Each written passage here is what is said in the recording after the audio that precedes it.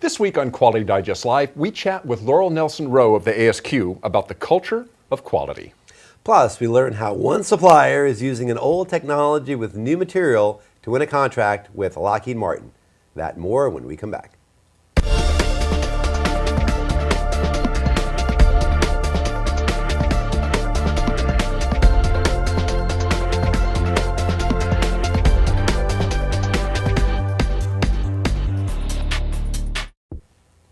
Welcome back to Quality Digest Live for October 10th, 2014.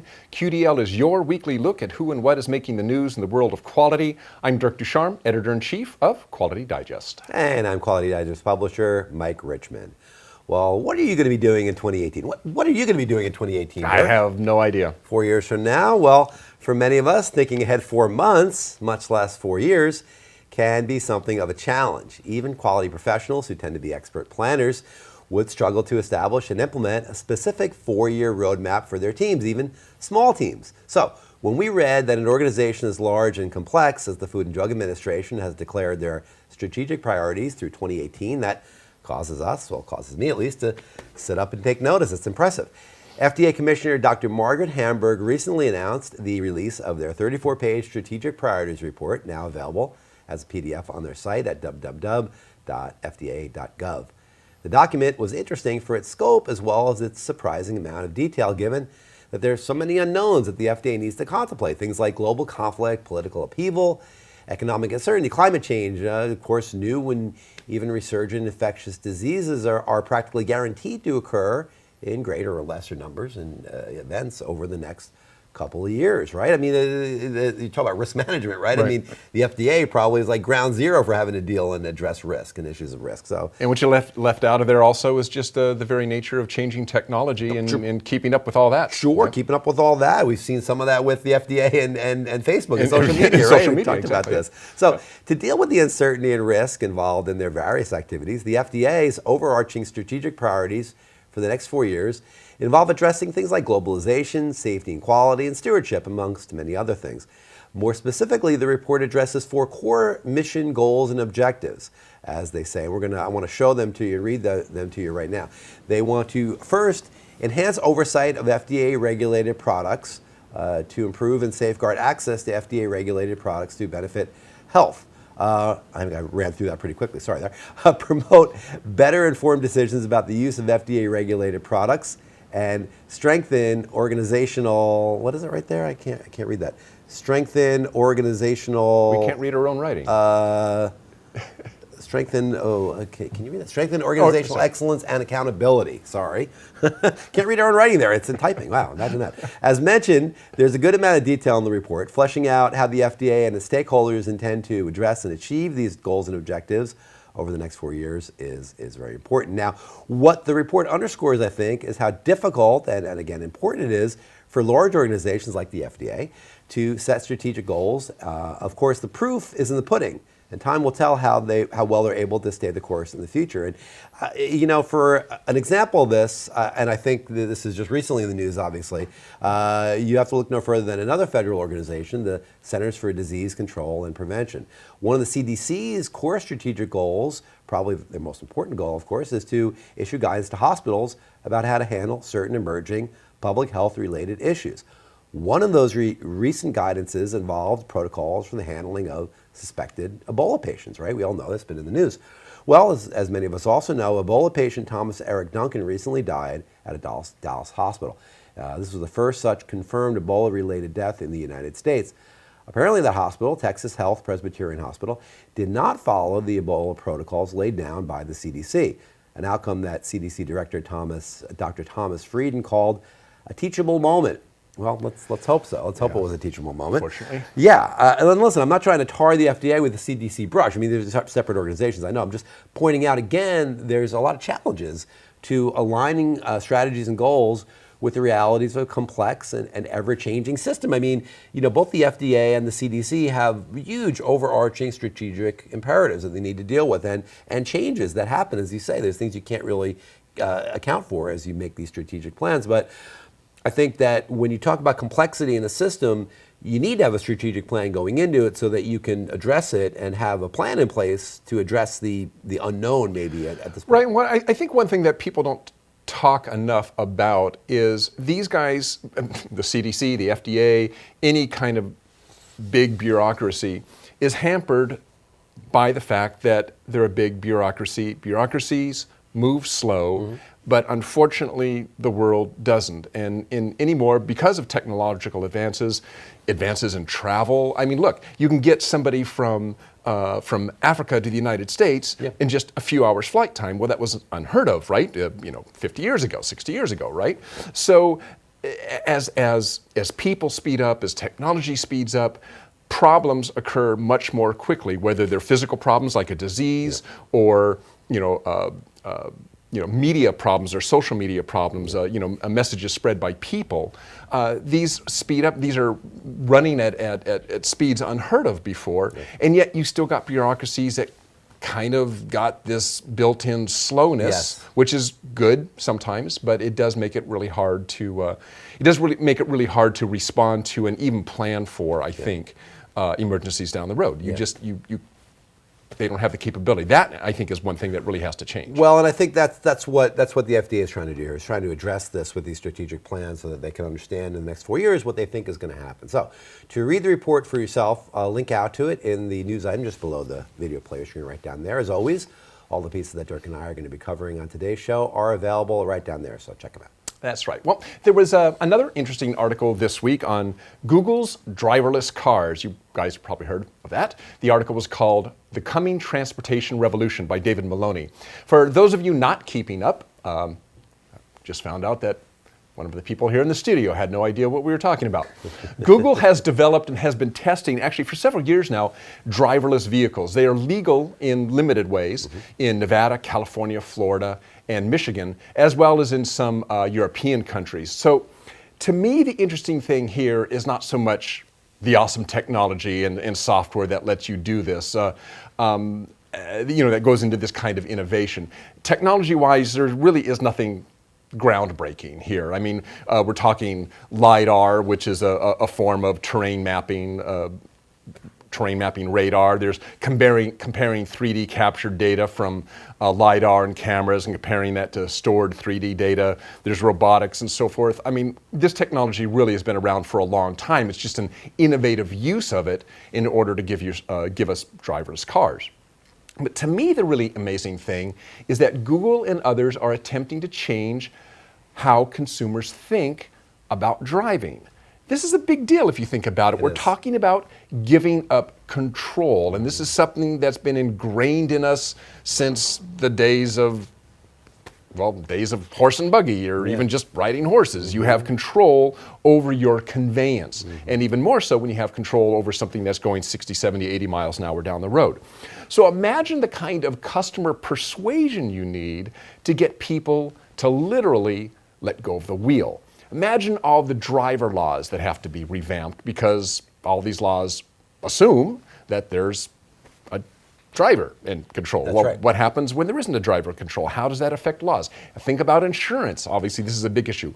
Who's liable for a car that hits something? Well, it's not the driver because there is no driver. There's no driver, right? There's no driver. Yep.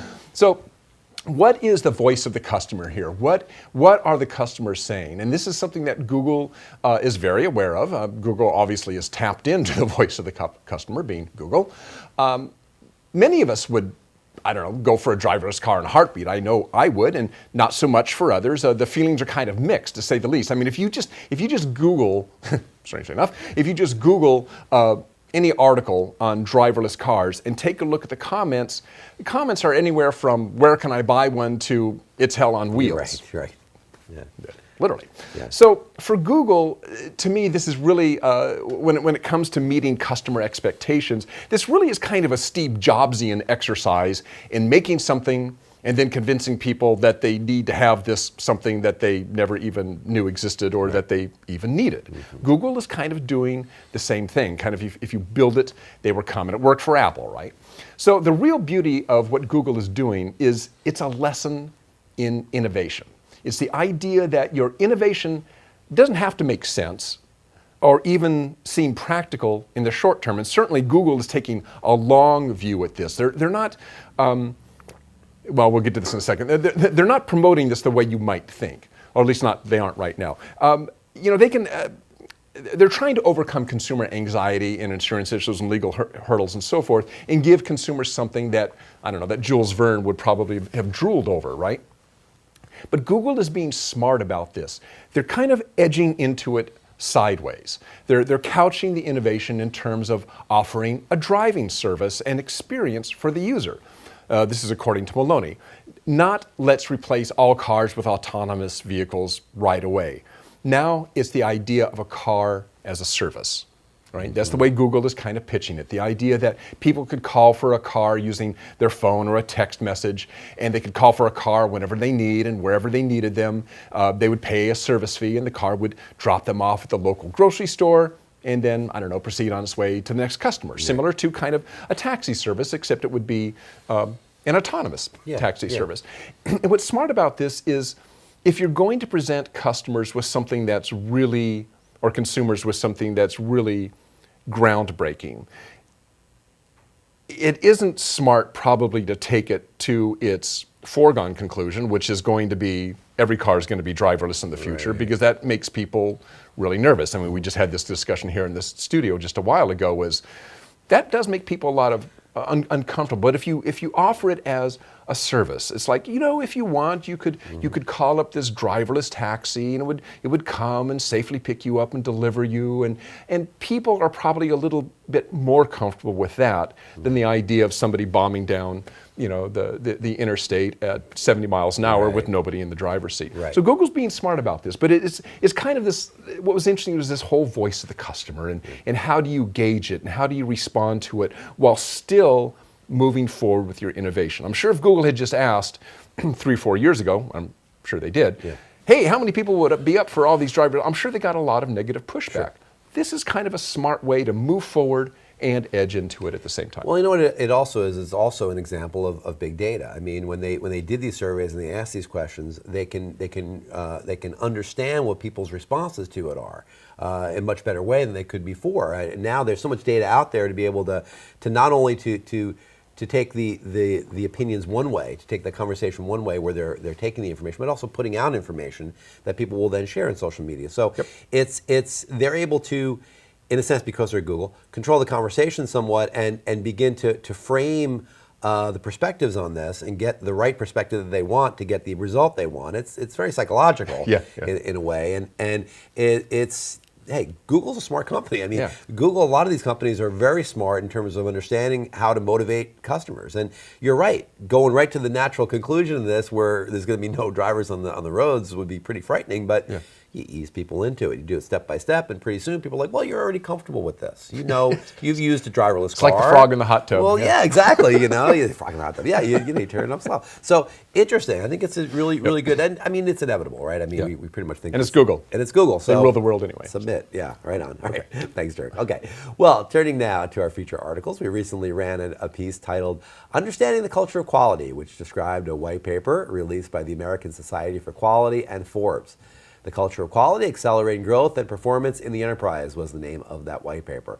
There are some really good and very practical insights in this report about how managers can embed quality into their organizations, and there were some surprising things too, specifically about perceptions of quality within the various strata of a company, and I think that's one thing we really want to kind of talk about. So, to chat further with us about this white paper and a lot more, we're pleased to be joined now by ASQ Managing Director Laurel Nelson-Rowe.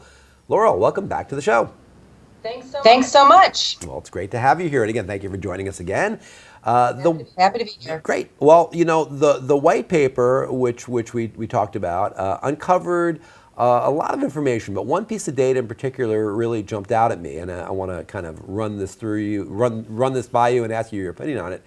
Although 75% of surveyed top managers believe that their companies embraced a comprehensive culture of quality, less than half of quality managers believe the same. So why the discrepancy?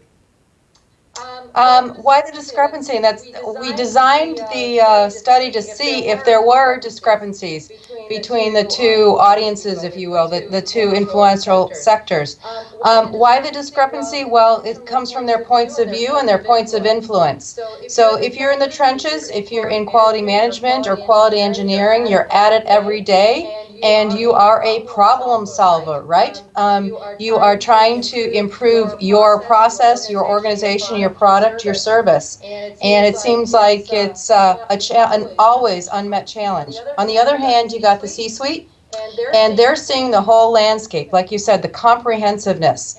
And information is filtered up to them and around them, and they don't always see the whole the down and dirty picture, perhaps until there is a recall, or there is a customer problem, or there's pushback on the internet from consumer voices.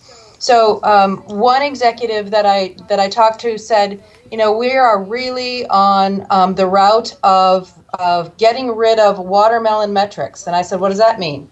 And the scorecard is green on the outside but red on the inside.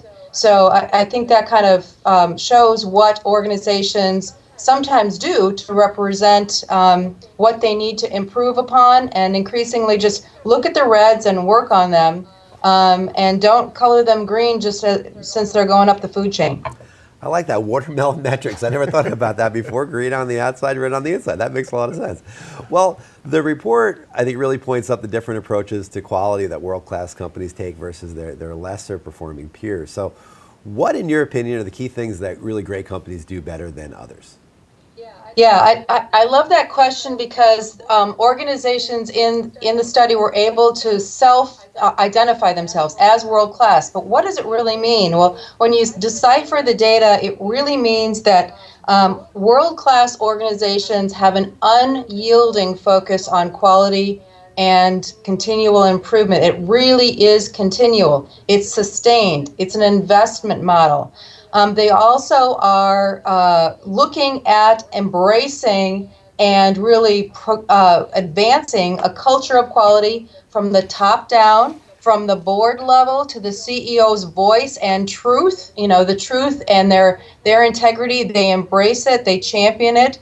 And then also bottom up, from everyone in the organization, all employees, the leaders, everyone in between, embracing and advancing that culture. And thirdly, that they always remember that customer is the reason that they're at work, that they're creating new products, that they're innovating, etc. So it's the customer dynamic that is very much a culture of quality focal point for world-class organizations.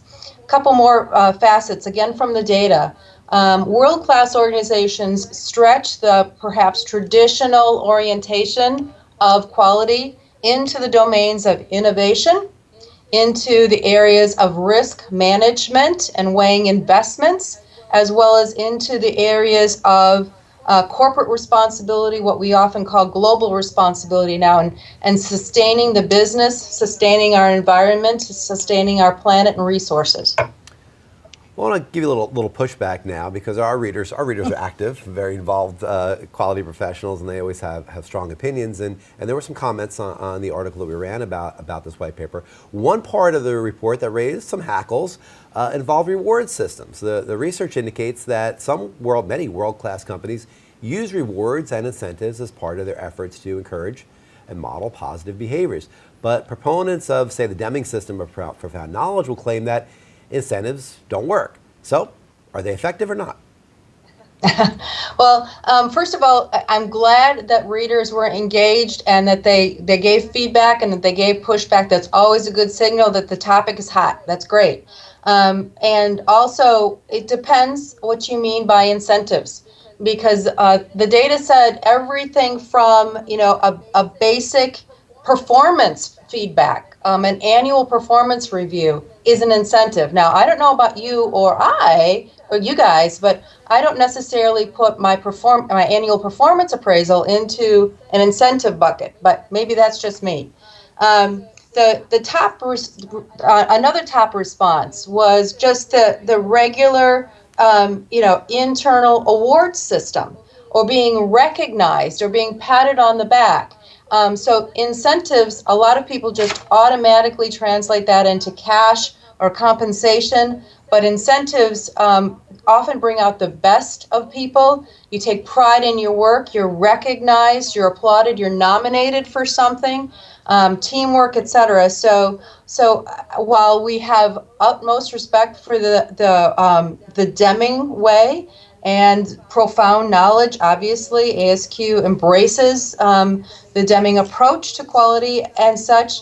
But we also know that the data is the data, and it's said, incentives are part of a cultural dynamic. Well, Laurel, we're coming up quickly to the end of our segment. We're also coming up quickly to the end of the year. So looking ahead, what are some of the big incentives, big initiatives, I should say, that you and the ASQ are planning to roll out in 2015? Well, I want to pause for 2014 because we got a couple months left, and a little bit of the culture of quality product or portfolio is still to come. In about 2 weeks, we'll be releasing an organizational assessment that organizations can take that self-assessment and see where they are on the spectrum of a culture of quality and maybe improve toward a richer, deeper culture of quality. Of course, November is World Quality Month, so I know you guys are going to celebrate it and the world's going to celebrate it. That's November.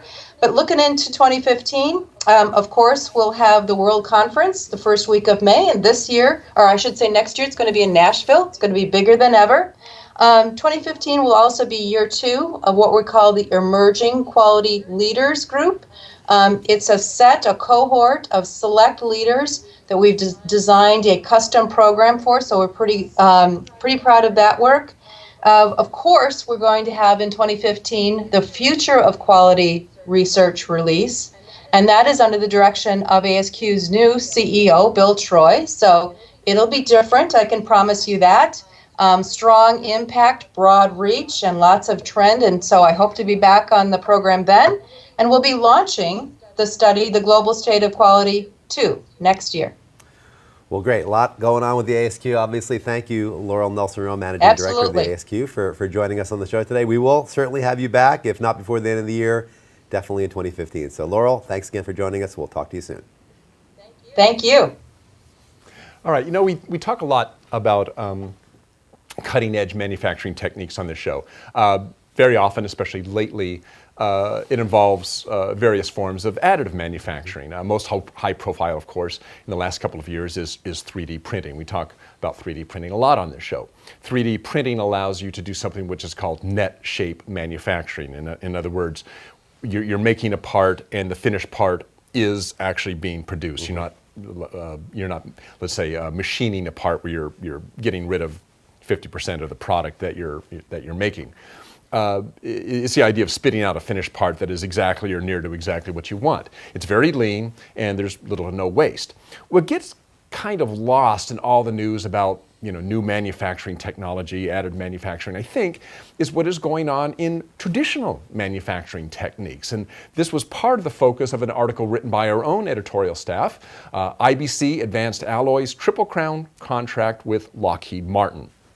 Now, the story is about how one company, IBC Advanced Alloys, just call them IBC, landed a contract with Lockheed Martin to make parts for the F-35 Lightning. This is one of the Joint Strike Fighter aircraft. IBC got the contract to engineer an azimuth gimbal housing for the fighter's targeting system, kind of a critical part of the targeting system. The azimuth gimbal housing is, it's really just a small part of the targeting system, but it is critical. And the housing is going to be made out of IBC's proprietary beryllium aluminum alloy. It's called barrel cast. Now, what's interesting about this is, well, first of all, let's back up a little bit. Beryllium aluminum alloys, they've been around for a long time. They're very desirable, particularly in the aerospace industry, for several reasons. They have a high thermal conductivity, which is important. They're very lightweight, which is also important, and they have a high specific stiffness. So the lightweight and the stiffness together, those by themselves are really important, but so is the thermal conductivity. Now, these alloys have been around for a really long time, but what's so cool about IBC's invention, their innovation, if you aren't a materials person, is that beryllium aluminum isn't a material until now that could be cast into near finished parts. This meant that whether you were making a couple of parts or 1,000 of parts, all of the parts would have to be machined. And as we already said, machining parts very often wastes a lot of material. You get a block of material, whether it's aluminum or beryllium aluminum, you got a big block of material, you got to cut away everything that isn't your part. So chips are flying and 50, 60, 70% of your material is ending up on the shop floor. So this is not only is it wasteful of material, it's also wasteful of time. Sure. And of course, all of this equals money. So IBC's barrel cast, on the other hand, is castable. This means the company can produce beryllium aluminum parts that are yielding up to 99% utilization. That is, they require very little to no machining.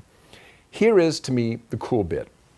Casting, or investment casting, which is the process that you would probably use here, has been around for like forever, for thousands of years. I mean, casting metal, lost wax casting, investment casting, it's been around for thousands of years. And you're using this really old technique, which is still very common in manufacturing today, to produce aerospace parts, cutting edge parts for F-35 Lightning, one of the Joint Strike Fighters, out of a newly minted material. Yeah. So you got this brand new material is being used in a 1,000-year-old process. Right. I think it's cool.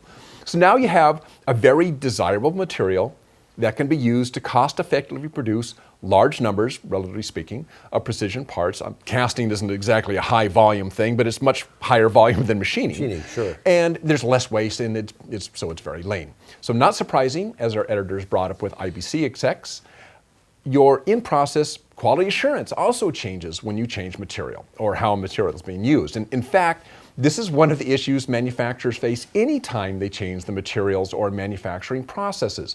How and what do you measure? Additive manufacturers are facing the same question right now. And although Chris Huskamp, the executive vice president of business and technical development at IBC, didn't go into a lot of detail, he did indicate that in-process QA did change significantly when they went to casting this new material, barrel cast.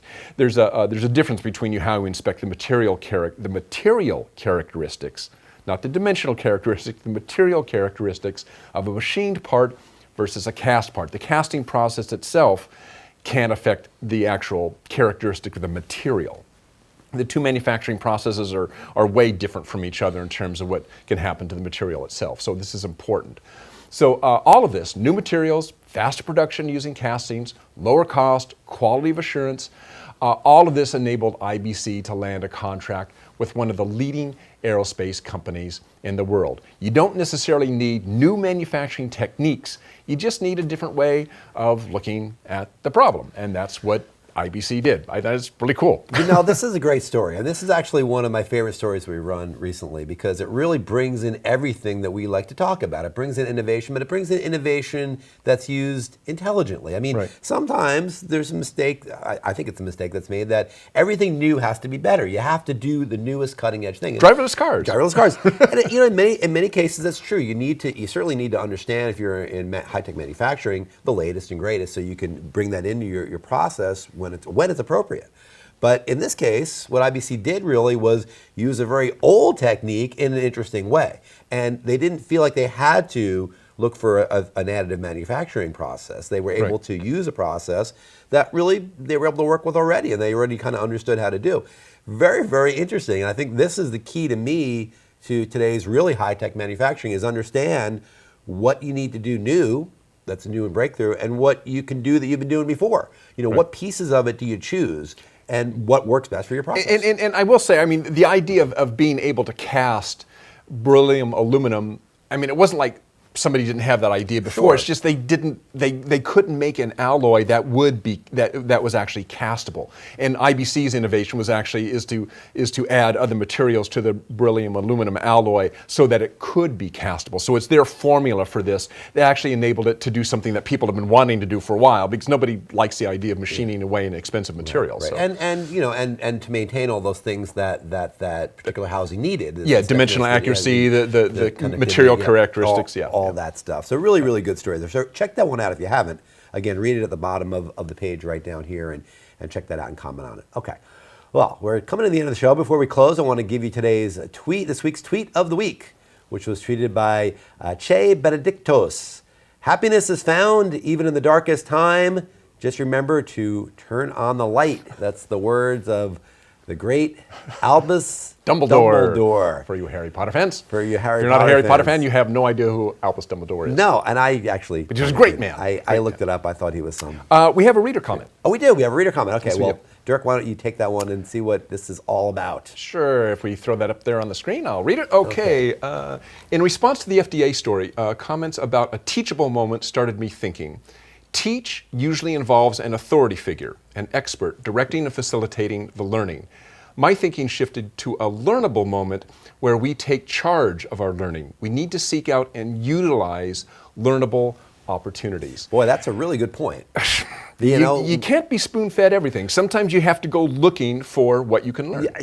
And that's true. I mean, actually, Laurel Nelson Rowe mentioned the kind of the bottom-down approach many times is a very efficient way to go. We need to take responsibility for our own areas of expertise and seek out the knowledge that we need rather than to be dictated it, maybe from an organization like the FDA or the CDC or whatever it may be. Yeah, because your boss of your company isn't always going to be proactive in teaching you something. Or maybe they'll teach somebody else, but not you. Right. Sometimes it's just your responsibility to do it. And if you know best, if you're that close to the knitting, you know best what you need to know, go out and find a way to do it better. I mean, that your organization wants you to do that. And sometimes you have to invest in it Yeah. yourself. I mean, that's the way it works sometimes. Great point. Great All point. right. Okay, well, it was a interesting show today. A lot of innovation stuff, and also great to talk with Laurel Nelson Rowe. We really like to be able to hear from the folks at ASQ, the kind of the body in the United States for quality. Been around for a long time. That's right. So it was great to have Laurel Nelson Rowe on the show.